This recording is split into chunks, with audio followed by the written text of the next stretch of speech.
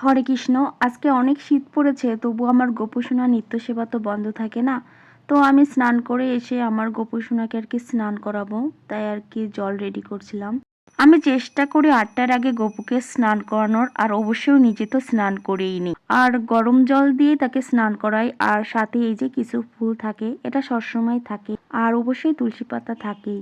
আর আমি গপুকে খুব যত্ন করে উঠিয়ে আদর করে তারপর দেখেন স্নান করালাম, এবং স্নান করানোর পর তাকে আবার সুন্দর করে মুছিয়ে দিয়ে আমি পোশাক সহ শীতের পোশাকটাও পরিয়ে দিলাম।